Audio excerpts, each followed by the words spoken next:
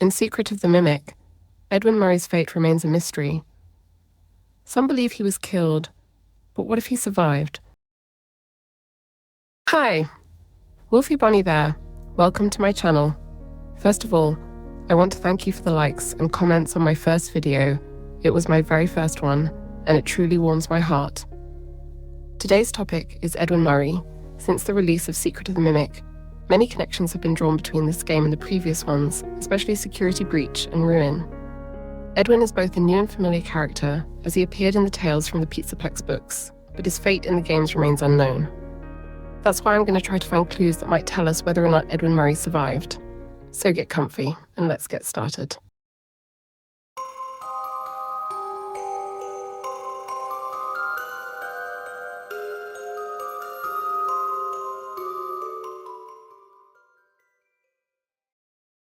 So let's look at the clues that might suggest Edwin could still be alive. To start, we need to look directly into the game's Secret of the Mimic. When you go into Edwin's office near the end of the game, you find an audio log in which we hear Edwin talking with what seems to be M2, the Mimic. We learn that an explosion took place in the office, and that Edwin was injured in his legs, but the audio log cuts off before we can know whether M2 kills Edwin or leaves him for dead. Test. Journal entry. Too bad the new power test was a failure. Due to a minor detonation, there is damage to my office interior, as well as a small fire. Note to self, portable cleaner that gets rid of smoke damage. Or better yet, a Cleanovac attachment. No! Engine! Response! Emergency! Code for help! Daddy's busy, buddy. Why don't you go outside and play?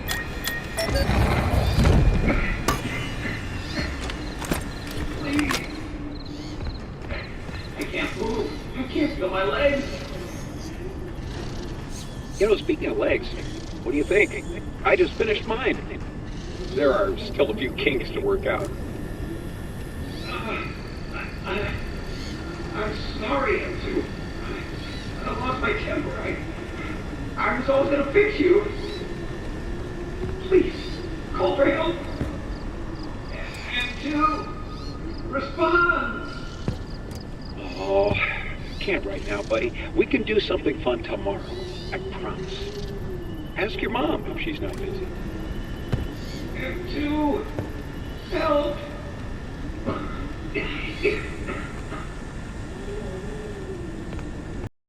But maybe M2 never intended to kill Edwin.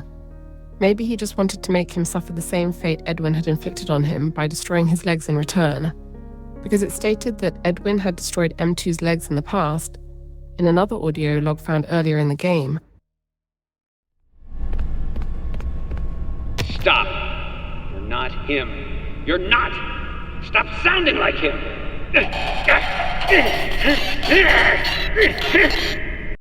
And the M2 could have repaired his legs later, as shown in the previous audio log.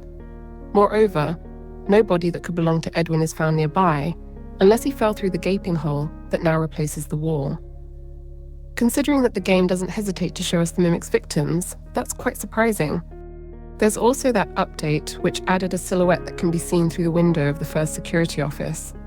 This silhouette appears to be a person standing in the Digityper robot's room, but it can't be Digityper himself, because the silhouette is still visible at the end of the game, even after the robot is destroyed by Jackie. So who is this person? Some think it's William Afton or Henry Emily, but others believe it could be Edwin Murray. This silhouette might be a clue suggesting that Edwin is still alive. Personally, I don't think it's Edwin, simply because Edwin says he can't feel his legs in the previous audio log, while the person we see here seems to be standing and moving around easily. But maybe he's healed since then, or maybe he even built himself new legs. But even so, I think that if Edwin were walking around the factory, F10N4 would know. She would have noticed she seems to have eyes everywhere in the building. She tells us in the game that Edwin locked himself away in his mansion a long time ago. She wouldn't say that if Edwin still came to the factory, unless he found a way to go unnoticed by F10N4's eyes. But if it really is him, let's look at the other clues we have. In Tales from the Pizzaplex, more specifically in the story The Storyteller, Edwin Murray is still alive and even works at the Pizzaplex, only to be killed later in the story when confronting the mimic program of the storyteller. Since there's no solid proof of Edwin's death in the games, it's possible that he survived and worked at the Pizzaplex years later, just like in the book. After all, we're not even sure of the exact date when Security Breach takes place. All we have are speculations. Edwin could very well still be alive and healthy enough to work, even past the age of 70. Moreover, in that story, both Edwin and the mimic seem to know a coded language involving triangles within triangles. Does that ring a bell? In a secret room in Security Breach, there's a mysterious code written on the wall, including triangles. The code has since been translated, and here's what it says. Break and mend, I built the breath. They hunt now, drawn to life. Not real, still keen. And fritten fraught with thought and zest and just no blunt woes. Dodge, duck, flash, shoot, crawl, run, crush the vile band. Cry not, try not, do not hold out, hope no. Your life, your aim will save those with soul. I built the breath. They hunt now, drawn to life. This sentence would totally explain that Edwin built the mimic program. It's a more logical story than if it was Mike. But the fact that it's in a room that's identical to Mike's room is still very weird to me. Why would Edwin have Mike's room? It doesn't make sense. But there's also something else. The Glamrock animatronics look a lot like the prototypes found in Secret of the Mimic. The way Glamrock Freddy opens up is the same as the prototype Freddy in Edwin Murray's secret R&D lab. Now, I'm not saying they're the same, but if Edwin works at the Pizzaplex, he could very well have given them the design of the Glamrocks. It's a lead that shouldn't be overlooked. There's also this story of Candy Cadet and Help Wanted too. Now let me tell you a story about a young woman who, when she was little, was led into a dark forest by a witch and almost eaten.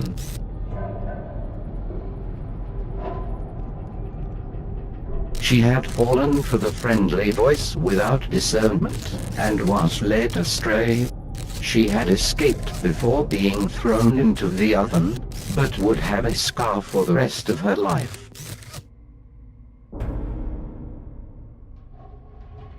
When she had grown, she sought revenge on the witch, and entered the forest again willingly, this time with the confidence of age and experience.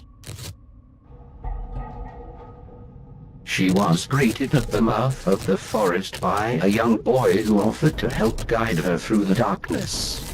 She welcomed the help, and followed the young boy over the river, through the jagged trees, and toward a small house. Come, the boy said. Rest here before killing the witch. The young woman was tired, and would kill the witch in the morning.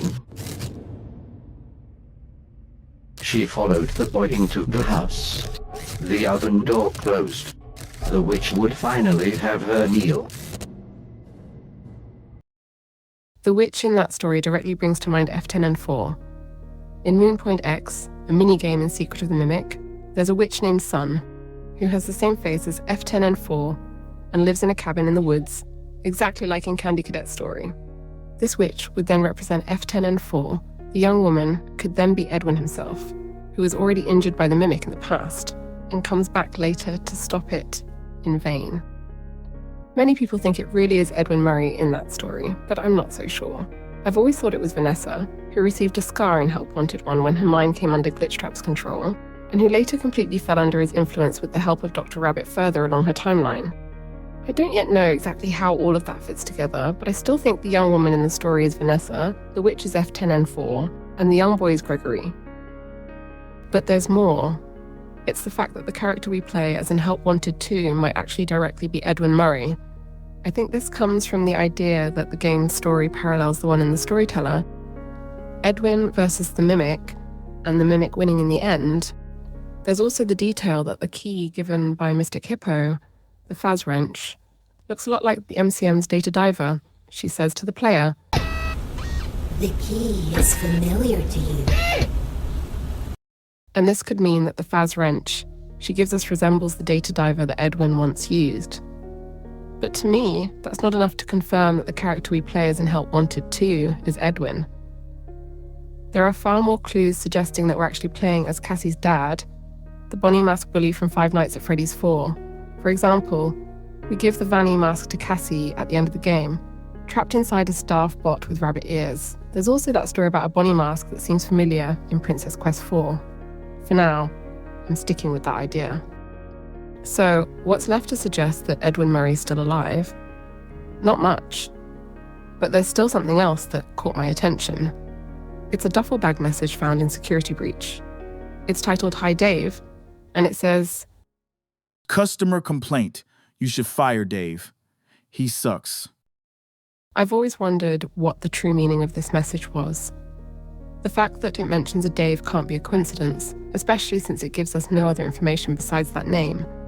It adds nothing to the story or the gameplay, unlike the other messages. Then I thought about William Afton. In the Silver Eyes trilogy, he uses the name Dave, and we know he also had a son with that name in the games. But do you know which other character had a son named Dave too? Exactly, Edwin Murray. So I started to wonder, could Edwin be using the same trick William Afton used in the books, taking his deceased son's name to work in secret inside a large mall? Part of me always wanted to believe it was Mike, still alive and using his brother's name, or perhaps an employee of the Pizzaplex under the control of Glitchtrap/Afton. But considering how the Five Nights at Freddy's story has been unfolding, it would actually make more sense for this Dave to be Edwin Murray instead, working at the Pizzaplex just like he does in The Storyteller. If that's the case, he could even be the friend Gregory mentions in Ruin. My friend has access to the building map. Just follow instructions. Since that friend has the map for the underground area beneath the Pizzaplex, a place that clearly connects to the MCM. It only makes sense that Edwin would have the map of his own factory.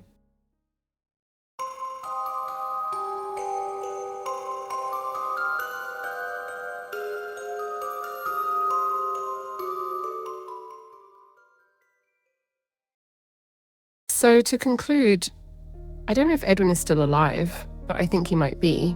I know the books aren't canon, but they still provide a lot of clues for the game's universe. And the fact that Gregory's friend's name and gender are hidden suggests it's someone we might already know. Edwin is the perfect candidate for that. If it were Vanessa or Glamrock Freddy, there'd be no reason to keep it a secret. In any case, the next game has already been teased, and it might finally give us some answers. Maybe. Until then, feel free to share your thoughts in the comments. I'd really love to hear what you think of this theory. If you enjoyed the video, please support the channel by leaving a like and subscribing. It's the only way I have to know if my videos are good enough. Now thanks for watching my second video, and I'll see you soon for the next theory. Wolfie Bonnie, out.